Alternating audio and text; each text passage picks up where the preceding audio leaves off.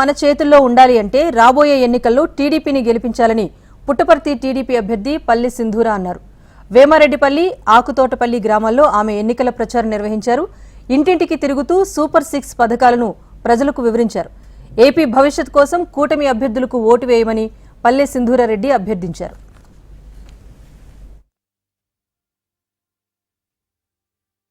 చాలా బ్రహ్మాండంగా రిసీవ్ చేసుకున్నారు. పూల వర్షమే కురిపిస్తున్నారు ప్రతి ఊర్లోనూ.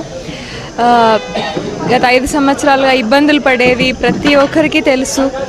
ఇప్పుడు రాష్ట్రం ఎంత అప్పుల పాలైపోయిందో అందరికీ తెలిసిన విషయమే. దాదాపు 13 లక్షల కోట్ల అప్పు ఉంది మన రాష్ట్రానికి. అంటే ప్రతి కుటుంబం మీద 8 లక్షల పైగా భారం మోయాల్సి వస్తుంది. మన పిల్లలు, మన కుటుంబాలు.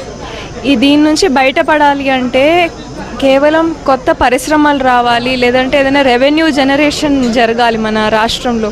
గత 5 సంవత్సరాలుగా చూస్తే అప్పులు చేశారు తప్ప వేరే ఒక్క రకమైన అభివృద్ధి జరగలేదు. ఒక అమౌంట్ సంపాదిద్దాము అనే గవర్నమెంట్ అలాంటి పాలసీనే తీసుకురాలేదు.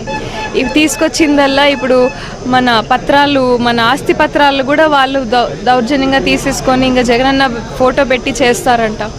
వీళ్ళు అప్పులు తీర్చేకి వాళ్ళు చూసుకున్న మార్గం అది ల్యాండ్ టైటిలింగ్ యాక్ట్. వాళ్ళ పేరున చేసుకొని గవర్నమెంట్ స్వాధీనంలో ఉంటాయి ఇంకా ల్యాండ్స్ అన్ని. అలాంటి పరిస్థితి నుంచి బయటపడాలి, మన భూములు మన చేతిలో ఉండాలి అంటే అది మనకి టీడీపీ ప్రభుత్వం వస్తే తప్ప వేరే ఆలోచనే లేదండి. మన భూములు మన సొంతం కాకోకుండా పోతుంది. 3 రాజధానులు అని చెప్పారు, ఇప్పుడు ఒక రాజధాని కూడా లేకోకుండా పోయింది. ఈసారి ఇంకో ఛాన్స్ ఇస్తే ఈ ల్యాండ్ టైటిలింగ్ యాక్ట్ వల్ల రాష్ట్రమే లేకోకుండా పోతుంది. ఈ అప్పుల్లో నుంచి బయటపడాలి అంటే ఖచ్చితంగా చంద్రబాబు నాయుడు గారు వస్తే తప్ప మన ఊరికి కొత్త పరిశ్రమలు రావు. దానికి మెయిన్ ఎగ్జాంపులే కియా వచ్చింది మన పెనుగొండ రీజన్కి. ఎంత ఇన్వెస్ట్మెంట్ వచ్చింది, ఆ చుట్టుపక్కల ఏరియాలో ఎంత డెవలప్మెంట్ జరిగింది, ల్యాండ్ రేట్స్ ఎంత బాగా పెరిగాయి ఒక్కసారి చూడండి. ఎంతమందికి ఉద్యోగాలు వచ్చాయి. మన పిల్లలు ప్రతి ఒక్కరూ ఇక్కడ ఈ ఊర్లలో నుంచి అక్కడికి వెళ్ళి ఉద్యోగాలు చేసి వస్తుండేదే మనం చూస్తున్నాం. అది అభివృద్ధి అంటే. అలాంటి పాలన ఉంటే తప్ప మనకి భవిష్యత్తు బాగుండదు. చూసి ఆలోచించి ఓటు వేయండి.